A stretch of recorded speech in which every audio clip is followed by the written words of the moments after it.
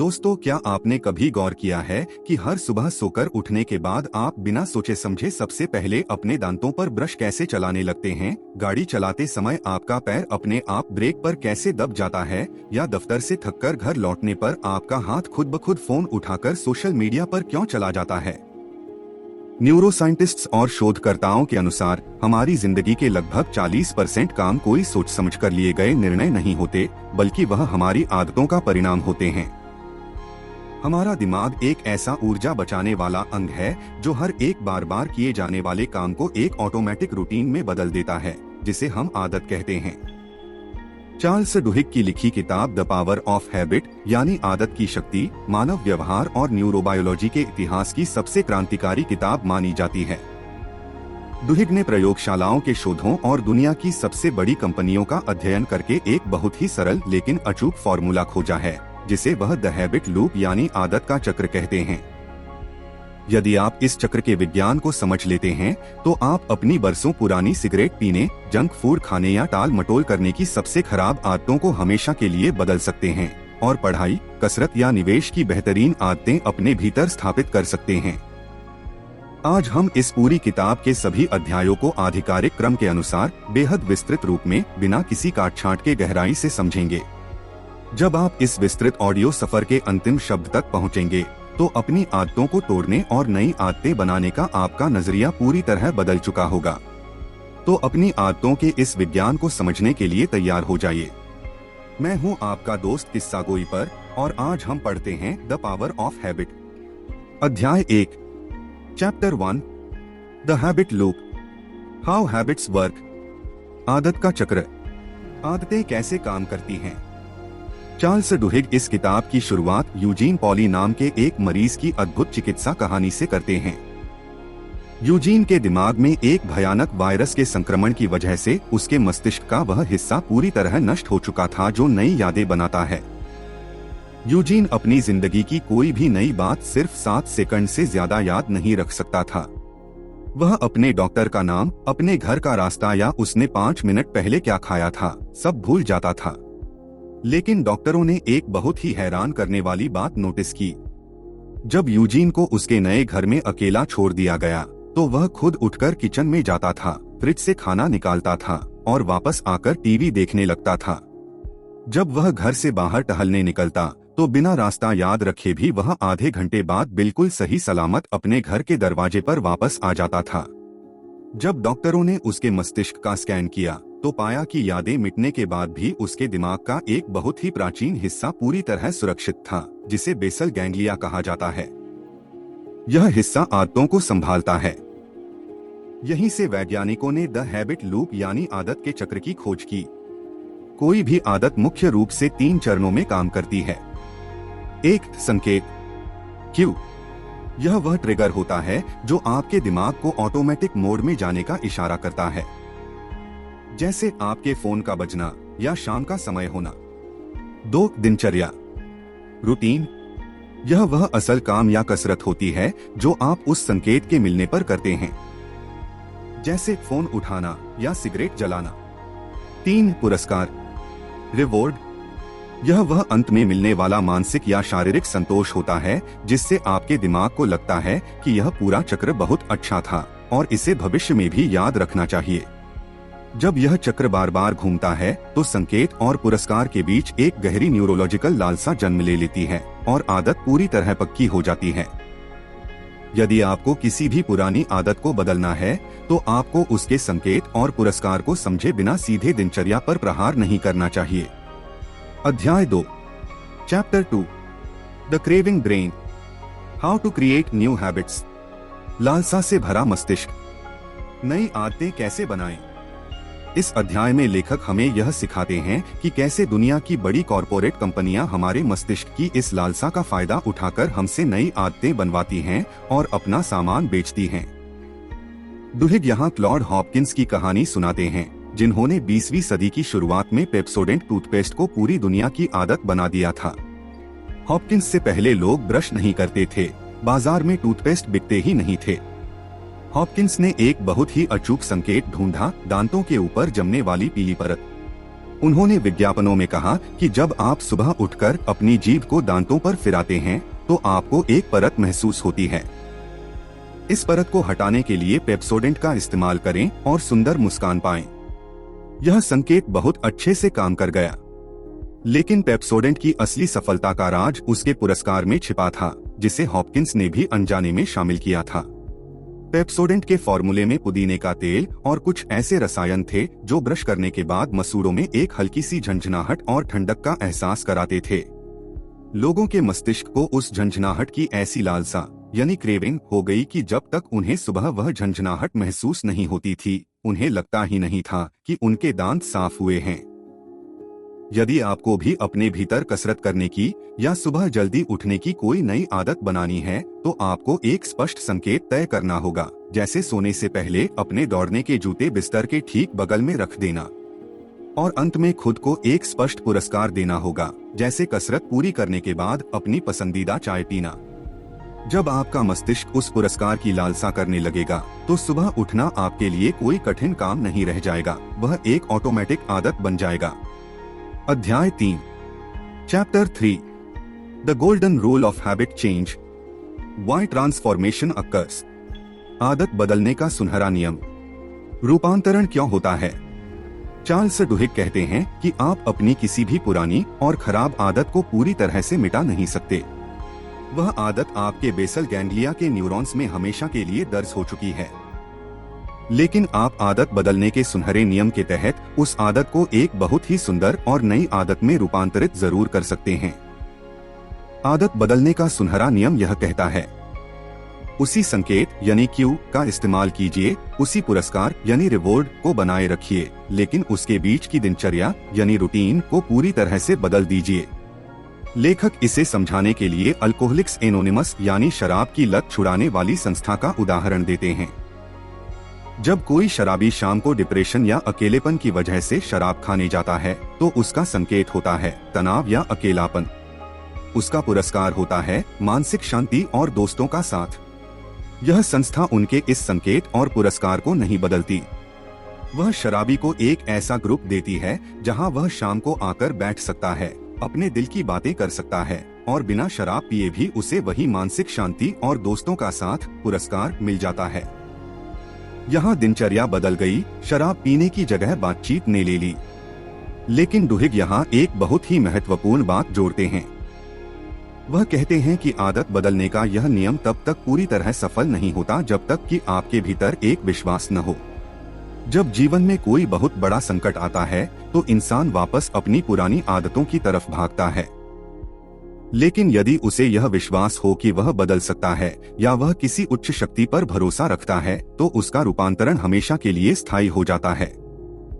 अध्याय 4, chapter 4, keystone habits और the ballad of Paul O'Neill, which habits matter most. मुख्य आदतें या पॉल ओनील का गीत। कौन सी आदतें सबसे ज्यादा मायने रखती हैं? अक्टूबर 1987 में अमेरिका की एक बहुत बड़ी और पुरानी एल्यूमिनियम कंपनी अल्कोआ के नए मुख्य कार्यकारी अधिकारी यानी सीईओ के रूप में पॉल ओनील ने कार्यभार संभाला। वॉल स्ट्रीट के बड़े बड़े निवेशक और शेयर धारक उनकी पहली मीटिंग सुनने के लिए आए थे। सबको लग रहा था कि ओनील मुनाफे को बढ़ाने, टैक्स बचाने या नई मार्केटिंग रणनीतियों की बात करेंगे। लेकिन पॉल ओनील ने मंच पर आकर कहा कि मैं यहाँ मुनाफे की बात करने नहीं आया हूँ। मेरा पहला और एकमात्र लक्ष्य इस कंपनी को पूरे अमेरिका की सबसे सुरक्षित कंपनी बनाना है। मैं अपनी फैक्ट्री में होने वाले कर्मचारियों के हादसों की संख्या को 0 पर लाना चाहता हूँ। निवेशकों को लगा कि यह कोई पागल इंसान आ गया है जो बिजनेस की जगह सुरक्षा की बातें कर रहा है। लोगों ने तुरंत अपने शेयर बेच दिए। लेकिन अगले कुछ ही सालों में अल्कोआ कंपनी का मुनाफा इतिहास में सबसे उच्चतम स्तर पर पहुंच गया। ऐसा कैसे हुआ? क्योंकि पॉल ओनील ने एक कीस्टोन हैबिट यानी मुख्य आदत पर हाथ डाला था। मुख्य आदत वह आदत होती है जो जब बदलती है तो वह आपकी जिंदगी के बाकी के सभी क्षेत्रों में एक सकारात्मक बदलाव की लहर यानी डोमिनो इफेक्ट पैदा कर देती है। फैक्ट्री में सुरक्षा को नंबर 1 बनाने के लिए मजदूरों को हर एक छोटी दुर्घटना की रिपोर्ट सीधे 5 मिनट के भीतर अपने मैनेजर को देनी होती थी और मैनेजर को 24 घंटे के भीतर उसका समाधान निकालकर सीईओ को भेजना होता था। इस एक नियम की वजह से कंपनी के भीतर का संवाद यानी कम्युनिकेशन बहुत तेज हो गया। सड़े हुए अधिकारियों को बाहर निकाला गया और काम की गुणवत्ता इतनी बढ़ गई कि कंपनी का उत्पादन कई गुना हो गया। व्यक्तिगत जीवन में भी कसरत करना या रोज अपनी वित्तीय डायरी लिखना एक मुख्य आदत है। जब आप रोज एक्सरसाइज करना शुरू करते हैं तो बिना किसी अतिरिक्त प्रयास के आप अच्छा खाना खाने लगते हैं, समय पर सोने लगते हैं और आपके दफ्तर की कार्यक्षमता भी अपने आप बढ़ जाती है। अपनी जिंदगी की उस एक मुख्य आदत को ढूंढिए और उसे बदल दीजिए। अध्याय 5, chapter 5, restructuring Alcoa, how safety became a lever for transformation. Alcoa का पुनर्गठन, सुरक्षा रूपांतरण का साधन कैसे बनी। इस अध्याय में लेखक पॉल ओनील के उसी सफर को और गहराई से कॉरपोरेट जगत के पुनर्गठन के रूप में समझाते हैं। दुहिक बताते हैं कि किसी भी बड़े संगठन या परिवार में जब बहुत सारी पुरानी और सड़ी हुई आदतें जमा हो जाती हैं, तो आप उन सभी को एक साथ नहीं बदल सकते। आपको एक ऐसा लीवर चाहिए होता है जिस पर प्रहार करके पूरी व्यवस्था को हिलाया जा सके। अल्कोआ कंपनी में जब सुरक्षा को अनिवार्य बनाया गया तो यूनियनों और मैनेजमेंट के बीच के बरसों पुराने झगड़े पल भर में समाप्त हो गए, क्योंकि कोई भी मैनेजर यह नहीं कह सकता था कि मैं कर्मचारियों की जान की कीमत पर मुनाफा कमाना चाहता हूं। इस पुनर्गठन ने कंपनी की पूरी संस्कृति को बदल दिया। कर्मचारियों को यह एहसास हुआ कि कंपनी उनके जीवन का सम्मान करती है, जिससे उनके भीतर कंपनी के प्रति एक अटूट भरोसे और वफादारी का जन्म हुआ। जब किसी संगठन में आंतरिक सुरक्षा और भरोसा मजबूत होता है तो वह मंदी के बड़े से बड़े बवंडर को भी आसानी से झेल जाता है। यह अध्याय हमें सिखाता है कि नेतृत्व का असली काम केवल आदेश देना नहीं है, बल्कि संगठन के भीतर एक सही मुख्य आदत की नींव रखना है। अध्याय 6, chapter 6, the power of a crisis, how leaders create habits through accident and design. संकट की शक्ति, नेता दुर्घटना और डिजाइन के माध्यम से आदतें कैसे बनाते हैं। चार्ल्स डुहिक कहते हैं कि एक बुद्धिमान लीडर या एक समझदार निवेशक कभी भी किसी बड़े संकट को बेकार नहीं जाने देता। जब किसी परिवार, दफ्तर या देश में कोई बहुत बड़ा संकट आता है तो लोग अपनी पुरानी आदतों और अपने अहंकार को छोड़ने के लिए सबसे ज्यादा तैयार होते हैं। संकट पुरानी आदतों को तोड़कर नई व्यवस्थाओं को डिजाइन करने का सबसे बेहतरीन समय होता है। लेखक यहाँ रोड आइलैंड हॉस्पिटल की एक बहुत ही दर्दनाक और सच्ची कहानी सुनाते हैं। उस अस्पताल के सर्जन्स और नर्सों के बीच बहुत ज्यादा अहंकार की लड़ाई थी। सर्जन्स खुद को भगवान समझते थे और नर्सों की किसी भी बात को नहीं सुनते थे। अस्पताल में काम करने का कोई एक निश्चित अनुशासित नियम नहीं था। एक दिन एक सीनियर सर्जन ने एक बूढ़े मरीज के दिमाग का ऑपरेशन करते समय बिना सीटी स्कैन देखे गलत तरफ से खोपड़ी को काटना शुरू कर दिया। वहां खड़ी नर्स ने उसे रोकने का प्रयास किया, लेकिन सर्जन ने गुस्से में उसे चुप करा दिया। उस सर्जन की लापरवाही की वजह से उस मरीज की मौत हो गई। इस घटना से अस्पताल की साख पूरी तरह मिट्टी में मिल गई, कोर्ट केस हुआ और अस्पताल बंद होने की कगार पर आ गया।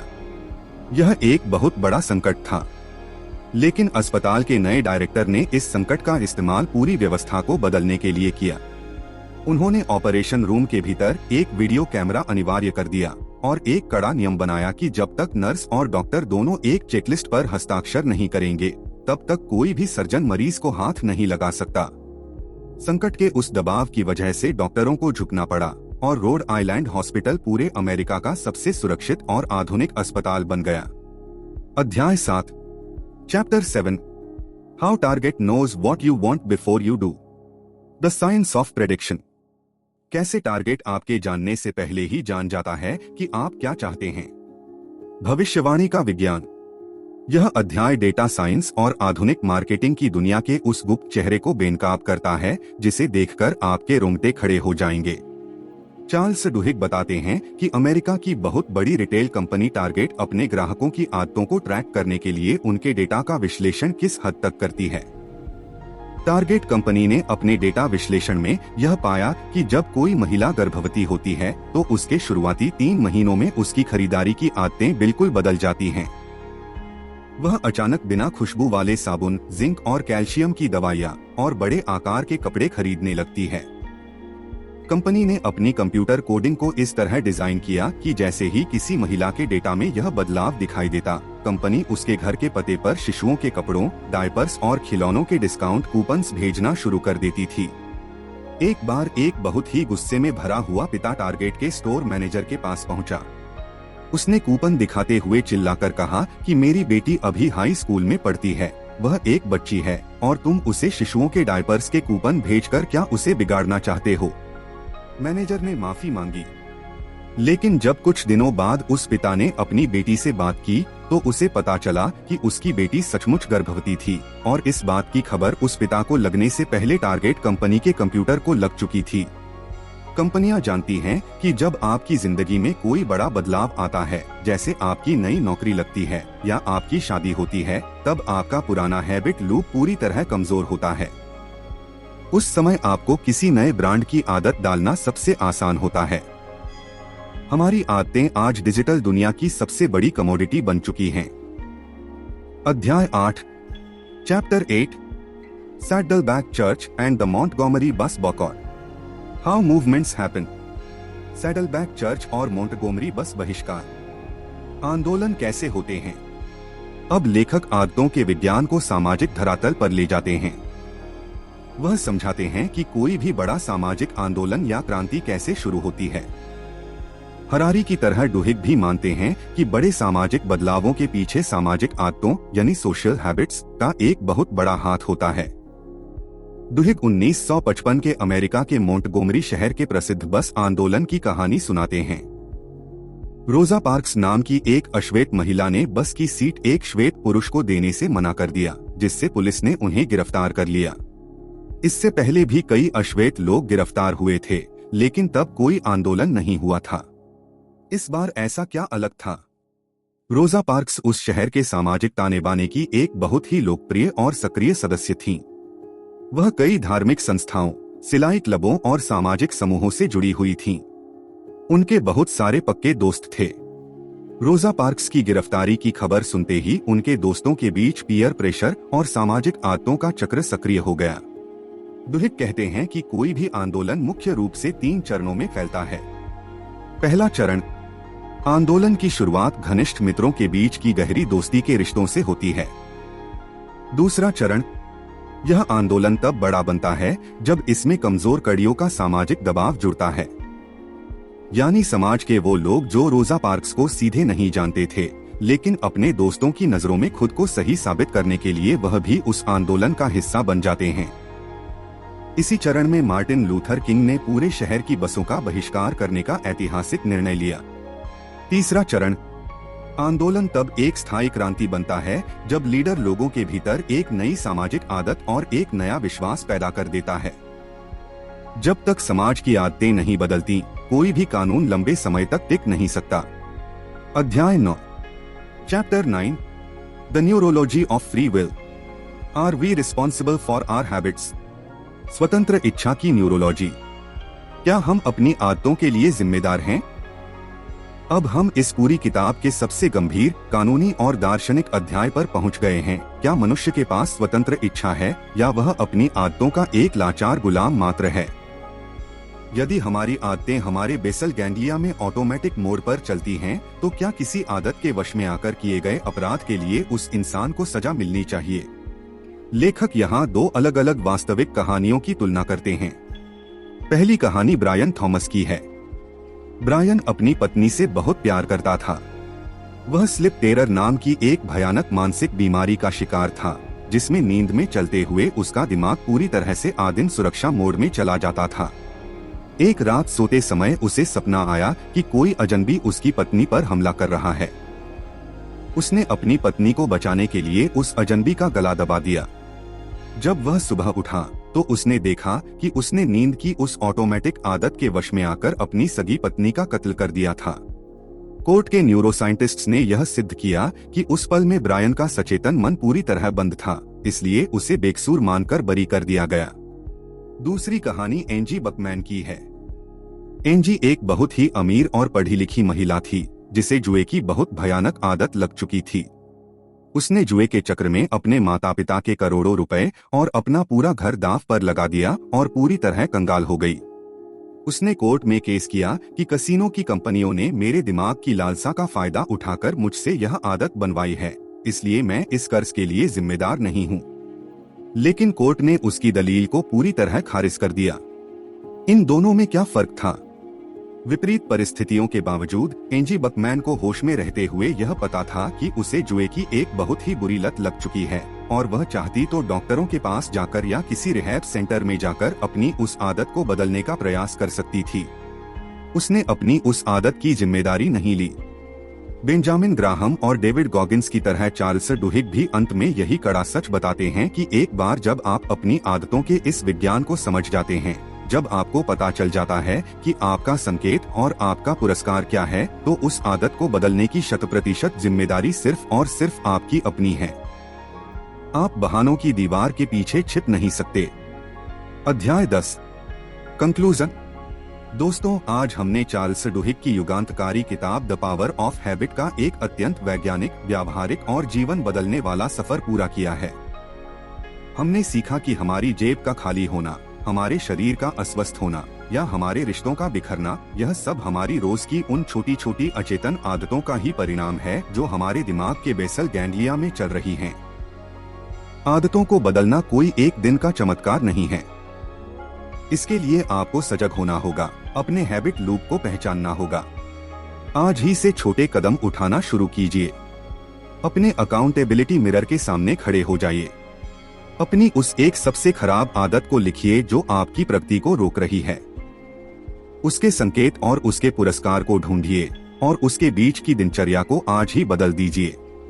अपनी जिंदगी की उस एक मुख्य आदत यानी कि स्टोन हैबिट को पकड़िए, जैसे सुबह जल्दी उठना या योग करना, और उस पर अगले 21 दिनों तक बिना रुके काम कीजिए। और इस बात पर पूरा विश्वास रखिए कि इंसानी इच्छा शक्ति दुनिया की किसी भी जंजीर को तोड़ने का दम रखती है। मैं हूँ आपका दोस्त किस्सा गोई पर।